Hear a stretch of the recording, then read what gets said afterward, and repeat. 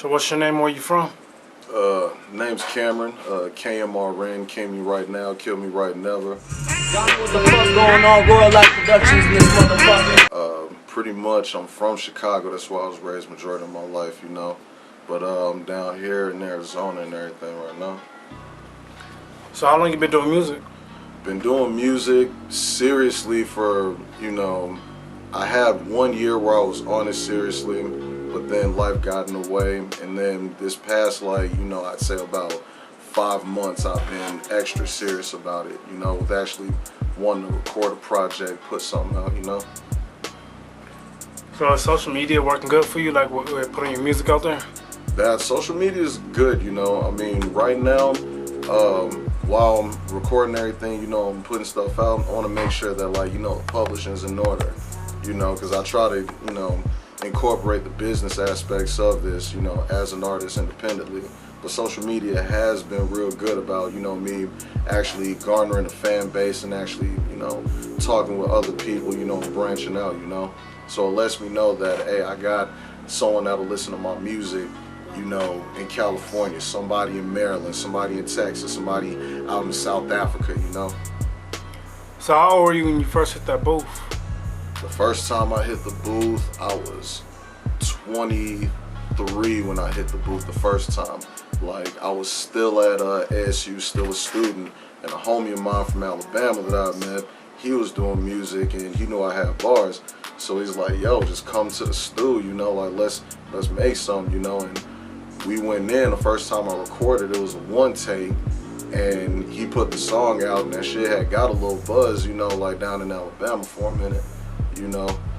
And it was cool, you know, like, but it had been a few years since, like, I've been in the booth, but once I got back in it, I felt at home, man. I love the booth. It's like something you never forget. Never forget that feeling, man, you know. Just being enclosed in that studio, you know what I'm saying, in that vocal booth, and being able to just air all my thoughts out. You know, there's no better feeling. So how old were you when you first wrote your first song? When I wrote my first song, 12. You remember it? I don't remember all of it, but man, like I was going off of something, man. You know, I was in that stage where I was interested in music, wanted to write a song, but I was still trying to find myself at that time, you know. So I don't remember the song, you know, per se, but I can kind of, like, you know, semi-remember how I was rapping it, you know, back then, you know. So what made you want to come to Phoenix? First, you know, had to come down here for college. That, and I mean, winters is kind of rough out in Chicago, man. Like, it's awful with that snow. And I'm like, all right, let me try to, you know, figure out what's next. So I came down here for school, and then, you know, I was able to, like, dabble in music, you know, but mainly for school though. So did you major in music when you was in school? Didn't major in music though. Like, my mom didn't want me to major in music, unfortunately. She's like, Kmrn, I need to make sure that you got something going on after you get done with college, you know what I'm saying? Not just an internship, you know, and another one after that. She's like, Cam, you need a job, man. So I ended up getting a bachelor's of science in exercise and wellness. So I figured, hey, I'm good at motivating people, and we train some athletes, you know. At least you're educated though. A lot of rappers, like, don't really know when that paperwork hit them. Yeah, man. Like, so I mean, a college education is good. I mean, it just gets you used to reading more, you know, but you don't exactly need college for music. It helps definitely because you're more cognizant of, like, what's going on, like with the contracts on the business side. You know, that's your first thought versus, you know, just you getting in that office and they throw you the first little piece of change that you've ever seen, you know, and you like, damn, 100,000, that's a lot. And yeah, like, you gotta pay that back, and it ain't too, you know, it just ain't as much as what you could be making, you know. So if somebody walk in right now and just like, I'm gonna sign you for 100,000, would you take it? Can't take that, man. Nah. I can't take that because right now, you know, if I was to take that $100,000, what's to say, even though I have to pay them $100,000, they didn't already make that off of my music in the first place, and then they just, you know, finessing me out of more cash.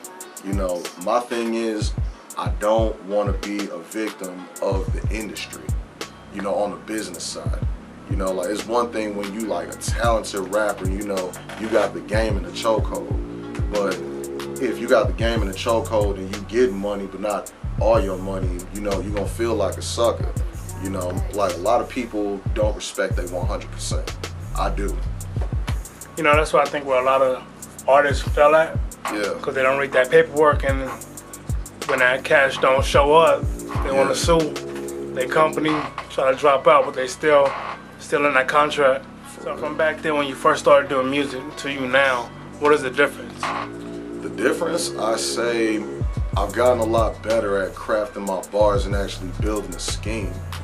You know, because in between actually, you know, getting in the booth and recording, you know, I also used to battle rap back in the day too for Voice Box Battle League. You know, it was down in Tucson, so I'd have to actually travel down there. But I feel like compared to then and now, like at that point, I was in such a battle rap mindset that I got bars and bars and bars, but I couldn't craft a song. And now I can craft a song because I'm not in this battle mode, but I still got all this. I still got the skill set. You feel me? So was that hard to transition yourself from like a battle rapper to like somebody that's in the booth? The hardest thing, I mean, you could have all the schemes in the world. Can you bring a melody and actually make a song? You know, like, can you craft a dope hook with that melody, you know, that's actually gonna catch the ears of the listener, you know? Because then, you know, back then, I feel like, yeah, I just had hard bars and every line was hard. And now, you know, I can give you a hard bar, but I can make the song, you know, like more fun, or I can make everything interesting, you know, say something, you know, different. You know, I might have said, you know, something, you know, that was dope back then, but then I try to, you know, like say it now, I think, all right, that's whack, I gotta change this up. And then, you know, I try to put a double entendre to it, you know. But you know, that's how a lot of people is going viral right now. Mm-hmm. Just doing like freestyling in the studio, freestyling in the booth. Yeah. Are you good at freestyling? I'm alright at freestyling. You a battle rapper, so we gotta hold you to that. I mean, yeah, but my pen is deadly. I give you that. You know what I'm saying? My pen is deadly. Like, I'm working on freestyling, like, you know, every day, like trying to get better with it.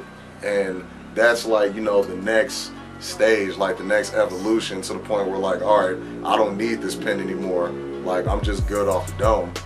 So if we give you a beat, can you spit? Yeah. That's what's up. If you do what I'm saying, for real, like spit, you know what I'm saying? Yeah. So who influenced you to do music? Who influenced me to do music? I'd say like it was definitely my parents, you know. Like mostly my mom. Your parents influenced you to do music? Yeah, because I mean, it's usually the other way around with that. Yeah, I know. Like, I mean, my dad's still kind of on the fence. He's like, long as you know, like you got a job, like, you know, you cool, but don't put all of your time into music. But I'm like, I'm trying to put all my free time into music. Like, I need to. My mom, she definitely told me like pursue music because she grew up playing the piano. She raised me to like play the piano, you know, and drums and all that. And my grandfather, he played piano and guitar, you know, bunch of instruments. You know, my whole mom's side of the family, they all did music. You know, they all from New Orleans and all that. And that's the one thing that brought everybody together and, you know, let the good times roll from there. So definitely my parents, man. So when you get around family, did they ask you to spit? Unfortunately, no. Okay. I mean, I've let my mom, my sister, and brother, you know what I'm saying, like I let them listen to music and everything. And they're like, okay, I could hear this on the radio. I could hear this playing at a party, at a function in the club. You know, that, and even friends, when I bring them around, they say like, Cam, if you were a terrible rapper, I'd let you know. And I'm like, be real, like be brutally honest. So that's pretty much that, man. So we're gonna ask you this, like what category can you put your music in? Category, definitely rap, hip hop, you know. I wouldn't say like too much of old school, you know what I'm saying, but like definitely you'll get an old school feel from the bars, like as far as the lyricism that I'm gonna bring, you know. But definitely like, you know, some hard ass trap, you know what I'm saying, some hard ass hip hop, for real. Okay. Yeah. So you know, when your fans listen to your music, what do you think they get out of it? What I think they get out of it, they get like a deeper understanding of, you know, the shit that I've been through or my perspective on a certain subject, you know. So they get to know you from your music. Yeah, they definitely get to know me, you know. I wouldn't put out anything that isn't me as far as my music, because there's too many fakes in this industry. There's definitely too many fakes, and I don't want to be one of them. Well, you don't know, they always say you gotta fake it till you make it. Yeah, gotta fake it till you make it, and I mean, true. Like, if the line's entertaining, then yeah, run with it, you know. But there's a certain point in which, you know, someone's got to call you on that bullshit. You know what I'm saying? And I don't want to be, you know, caught out there like, yeah, like I'm, you know, all involved in this and that, and then, you know, the wrong person get to listening. I'm saying, like, feds be on you, like, hey, you involved in this and that, right? Like, flashing that light on you, and like, I'm just a rapper, and I'm saying, I'm an entertainer. I mean, the whole point of crime is to get away with it, you feel me? Well, that's why they said you gotta make music or what you live or what you've been through. Exactly. A lot of rappers nowadays talk about stuff they heard or somebody else's life. Yeah. Then when somebody else called them out on it, they run away. Yeah. Or they get locked up. Exactly. Like, that jail system ain't nothing fun to be in, man. I ain't never been through it. Don't want to go through it at all, man. So while you performing your songs on stage, like, how does that feel? It's a good feeling because I feel like I got an audience that's gonna listen to what I truly have to say. Someone that you know, people that actually want to, you know, hear my thoughts. And it's a good feeling for me to be able to be on stage and entertain people. You know what I'm saying? And to just kind of let go, you know, and just actually be myself on stage. You know what I'm saying? And just, you know, just be that smart, cool, funny, you know what I'm saying, dude that can just rap. You know what I'm saying? You know, that just someone that people enjoy being around and listening to. Like, I get a lot out of performing, man. Like, I just feel like that's where I belong, you know, being able to entertain people. So what is your thoughts on the old head, young cat beef? On the old head, young cat beef? Yeah. Alright, I mean, the old heads is gonna have they say. They gonna, you know, have their thoughts and all that. The young cat, they in their mindset, you know, they only know what they know in their short span of life, you know, so they gonna always clash. The old head is gonna say, because I got this experience, been there, done that, built a dedicated server, and I'm saying I host a blog for it, you know, I done been through that, you know, before you didn't even, like, you know, got out of school to do anything. Like, you should be in school, you know, like, but they gotta find some type of middle ground. You know, that's the thing, you know, it's hard to find some type of middle ground between the two sides. But you know, a lot of new rappers take that as disrespect. Yeah. They take, like, how everybody else call it, advice. They take advice as disrespect, so they start beefing with, like, the older rappers that been in the game for, like, more than 10 years plus. I feel you. Then the whole industry start beefing. That's why the old head and young cat, like, got conflict right now. Yeah. Like, I mean, I feel you on that. I definitely feel you on that. I mean, I will say this. The old heads, they do kind of, you know, to a degree, they need to learn how to mind their business and everything rather than getting involved in, you know, like some young people shit. But, you know, a lot of times the young head, you know, because you're young, you're impatient, you're a little too hot-headed, you know, you don't want to exactly, like, take heed to, you know, possibly some good advice, you know. But you know, like, life is the best teacher. So I'd say, hey, old heads, like, just step off, you know what I'm saying, back up, let the young ones have it, you know what I'm saying. Let them have what they're going through, and if they ask for the advice, then give it.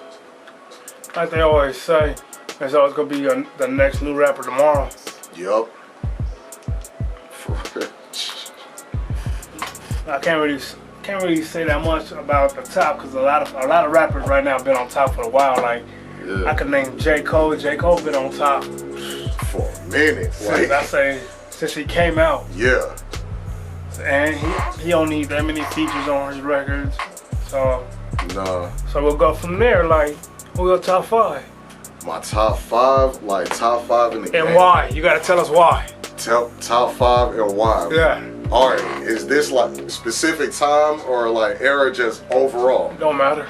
Alright, fine. Top 5. definitely number one, I gotta get at to Notorious B.I.G. He just had the blueprint for lyricism, you know what I'm saying?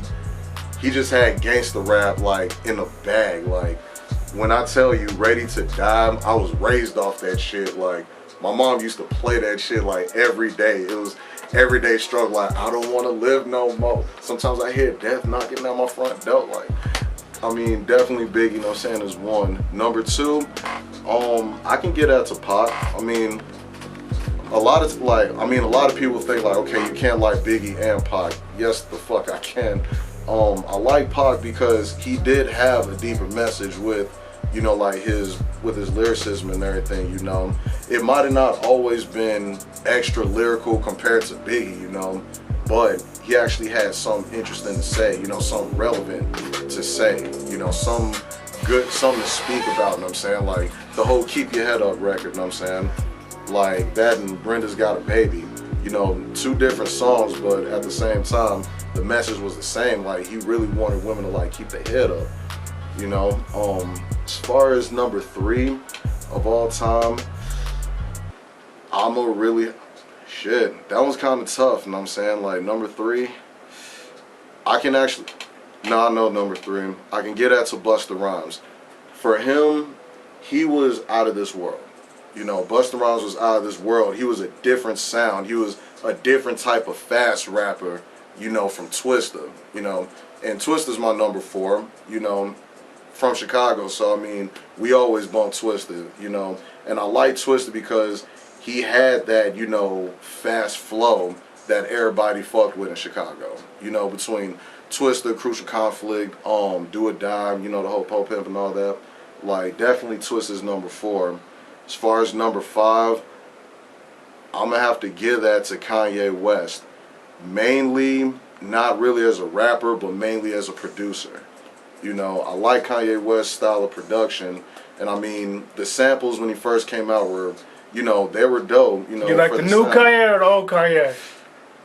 I'm always love the old Kanye. The new Kanye, he's entertaining to a point. You know, I like the new Kanye. He's entertaining to a point, man. Like, his production has, like, gotten crazier, so that's another thing that I like about the new Kanye. I mean, his production evolved. He couldn't have that same style from when he came, you know, first came out. He had to switch it up and, you know, do some shit without samples. You know, actually introduce more live instruments and everything like that, you know, and actually composing the beat rather than just producing it. So I gotta say, I can't choose between the old and the new. I gotta love both, man. I gotta love both. So what do you think about the music today? About their music today, or just in general? The current music that's going on right now, when you turn on your radio, what you hear? Very, like, everything's like, you know, melodic to a point. It's honestly all caption rap, you know what I'm saying? Every line could be a meme caption, like, for real. But a lot of shit is catchy, you know? So, I mean, like, okay, easy to understand, easy to catch on, you know what I'm saying? So it's going to catch your ear, and it's going to constantly play in your mind because it's catchy. I mean, I like it to an extent, but, you know, you can only take so much, you know, ignorance and, you know, like, I fuck your bitch and I fuck your bitch. I'm like, dude, okay, yeah, you said that you know, the last 8 songs, your last 8 singles, you said, like, I fuck with your bitch and all that, and I'm saying, like, you know, give me, like, tell me about some shit that's actually going on, too. You know, tell me what you see in your environment, you know, like, actually tell me about a situation, you know, like, actually tell a story, you know, to a point, you know, like, Nas can't be the only storyteller in the game, man. He can't be the only storyteller. But that goes to the same story we was talking about, the old heads and the young cats. Yeah. When they was talking about lyricism. Mm-hmm. A lot of young, new rappers was talking about they don't need to have lyrics. Oh, okay. They don't need to be spitting to make good music. All right. In that case, like, in that aspect, that's because they're more interested in making songs. It's not as, you know, it's not as though they're trying to be more competitive than the next rapper. They just want to get a spot on the Billboard. Yeah. You know, that's the thing. With the old heads, you know, at that point, they are all still heavily influenced by the battle rap culture. So, I mean, to them, it was the same thing. Even if they didn't battle, they just wanted to be, you know, they wanted to prove that they were better than every other rapper, you know. So they had their own signature style and everything. They did that. So it's not like no, like no, like nothing like that, you know. But the young heads, they want something that's gonna get on the charts, you know, and actually generate a buzz, go viral, give them some bread. The old heads, I'm saying, they wanted their money, but they still had something to prove. That's the difference, you know. What do you have to prove? And I think that's one of the biggest things about old heads, because they want the young motherfuckers to be lyrical too. That way they can enjoy their music like everybody else.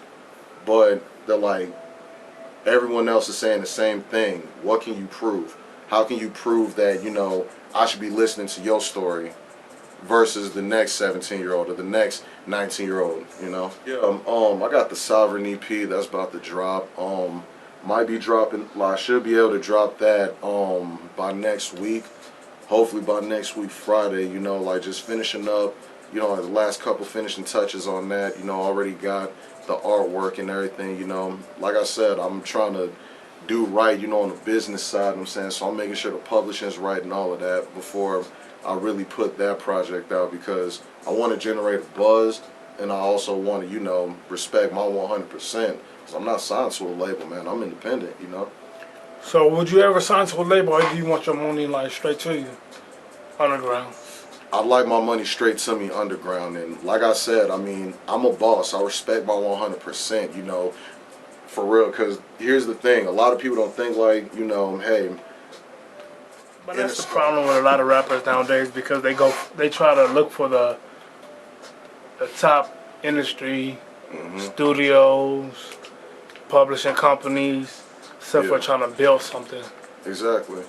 And I mean, it's good to a point. I mean, if you're lazy, I mean, a lot of times all they're doing is, you know, yeah, they got it.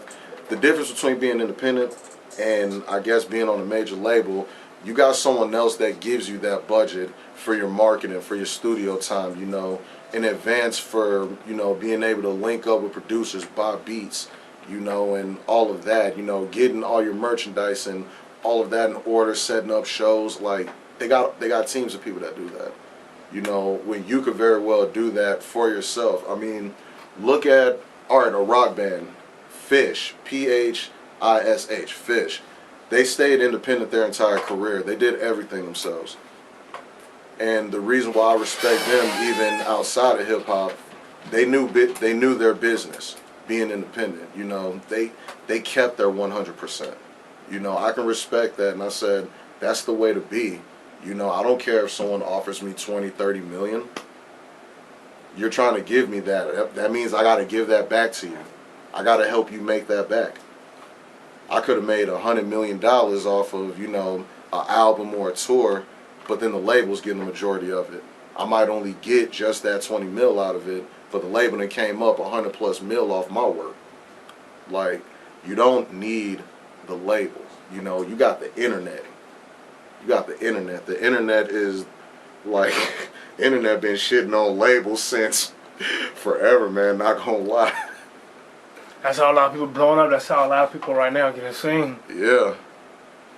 For real, like, you know, you can just have that, you know, YouTube channel, you know what I'm saying, and someone just hits you up and say, hey, I want you featured on this song. You know, you do some background vocals, or you do, you know, lead vocals on something, you know. And then you have your publishing in order, you get your bread, you know what I'm saying? You get your ISRC codes, man. That way you throw it on a song, and every time it's played, you getting a check. That's the best way, you know? Like, I don't want to sign to no type of label, man. I'd rather just build my own. So what do you get your name from? My name actually is Kmrn, but I spell it, you know, on the stage, Kmrn, you know, because at first I was like Cam Therese. That was my first and middle name back when I was battle rapping. But then I said, you know what, I'm going to just switch it up and just stick to being Kmrn. It's Kmrn, king me right now, kill me right never. So both of those have a meaning to it? Like, as far as king me right now, you know what I'm saying, I just feel like I get in certain situations, you know, my life goes a certain way in certain, you know, certain times where I really do feel like I'm a king, because I just naturally adapt to certain things, you know, and I just end up being on top. That, and I mean the whole kill me right never thing, like I didn't have so many close calls with death, like it's insane, like, you know. Is that from Chicago or Phoenix? Both. Oh, okay. Both. I mean, man, I done been in some situations like, you know, I'm late night, like I'm a teenager on, like, you know, it's 1, 2 in the morning, the train being stopped, but then, you know, I got these crazy motherfuckers, I'm saying, trying to like run up on me and shit. That, and then like people just, you know, just wilding out, just wanting to go crazy and shit, so I'm having to defend myself and I'm by myself and shit. That, and as far as down here in Phoenix, you know, I got into some, you know, crazy shit. Don't want to go into it, you know, the whole statutes and limitations and whatnot. But, you know, I felt like, you know, my life was like pretty much about to just be over on more than one occasion. And shit got like crazy where people were like kicking down my door and shit. So I'm like, man, look, I'm already gone. I just can't be killed at this point. You know, that's why I'm like, you know, hey, let me stop wilding out, because one of these days my number really will be up. So that's why I say kill me right never, because that's like me saying I don't want to die. You can't kill me. I'm not going to let you kill me. I'm not going to let nothing take me out of this. So that's why I'm the king. That's why I'm like, kill me right now first. You ain't going to take me out.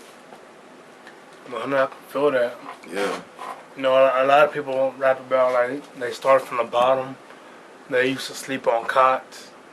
Like, can any of those situations compare to yourself?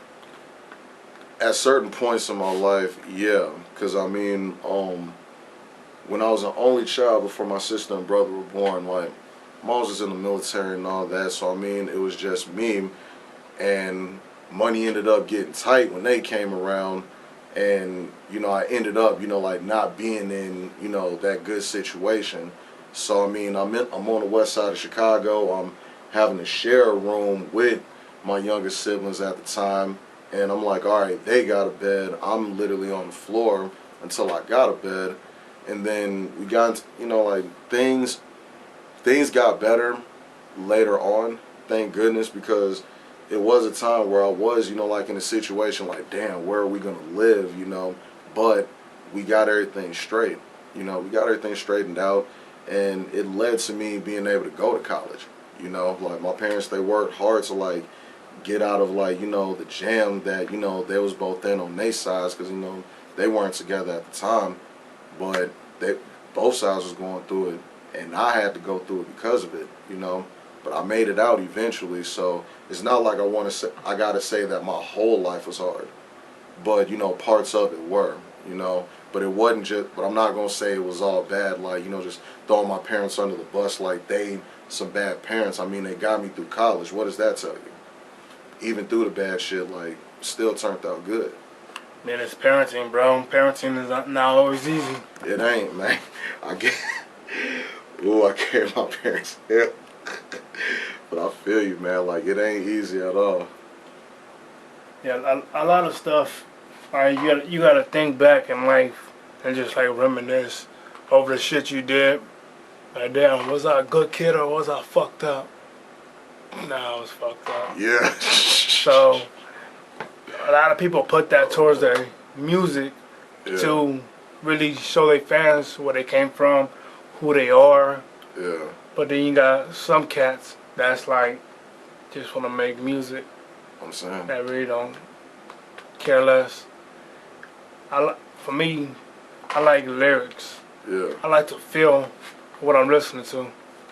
If I can't feel the artist, like if I can't feel them, then there's like no reason for me to listen to them. I feel you.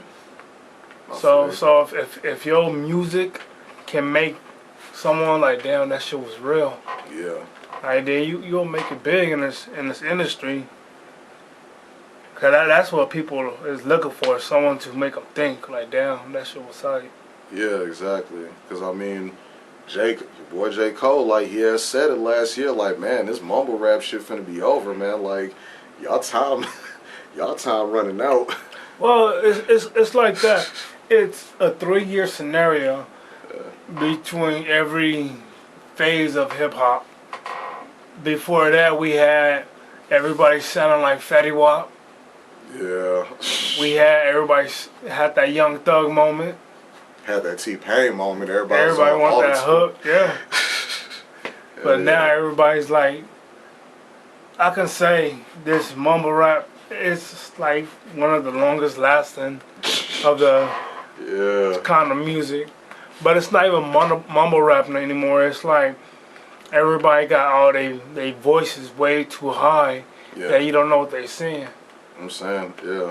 I mean, it did get to a point, not at least for me, you know, you just got a period of good production, you know, because the beats were still hard to that shit.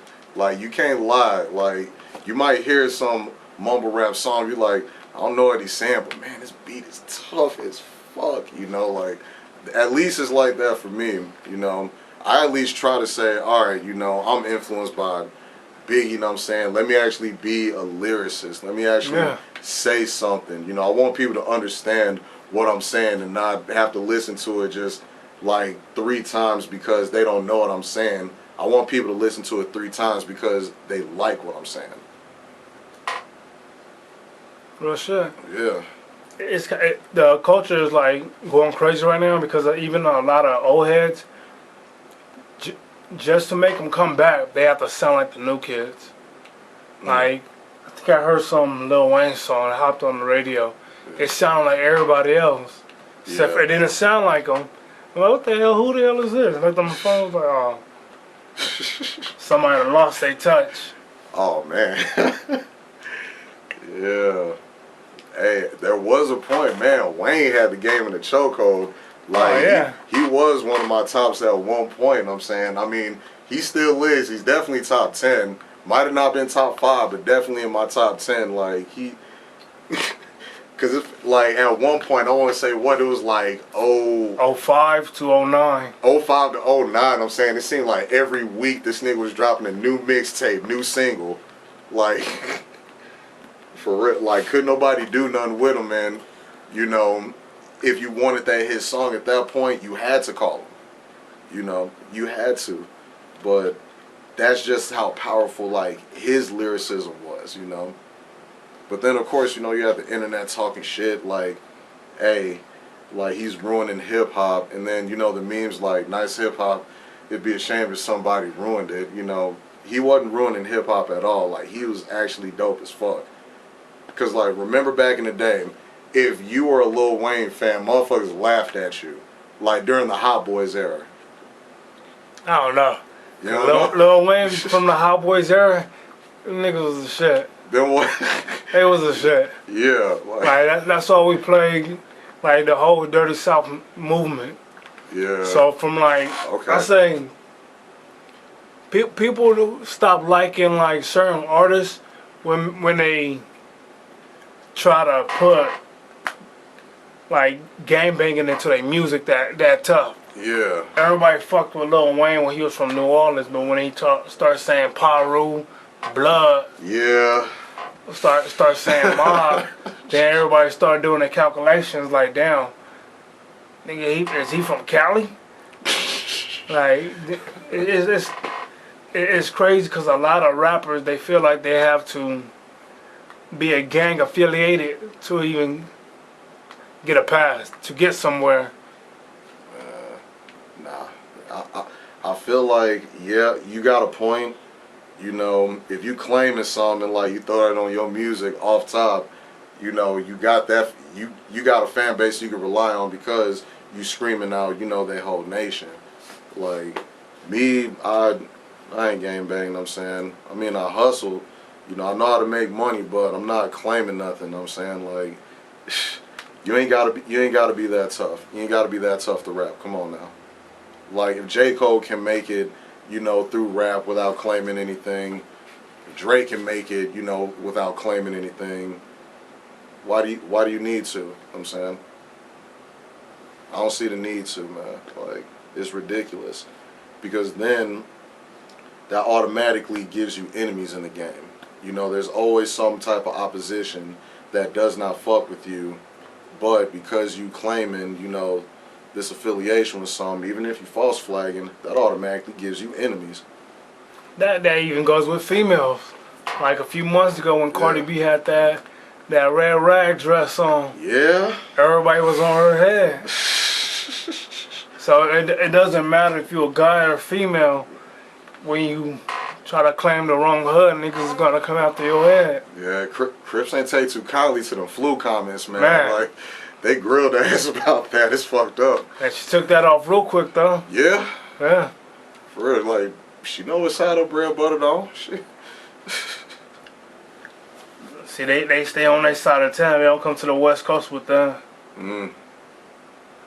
But real shit, where can the followers find you at? You can find me at Live Culture Kmrn, and that's spelled LIIVECULTRE Kmrn. 100. We good. Cool. It's a 40-minute video. Oh.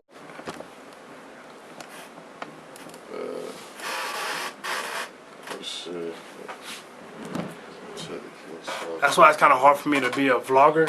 Yeah. Can't stare into the camera that long without looking weird. Yeah. Right now I want to record myself, but not in public and shit.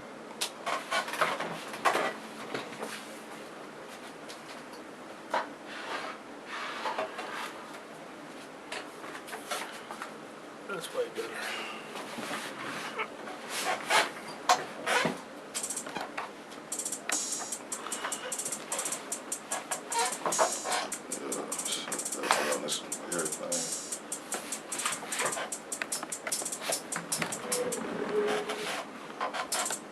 So I'm gonna just ask you basic questions. Okay. Nothing big. Yeah. It's like a job interview type shit. Yeah, no doubt.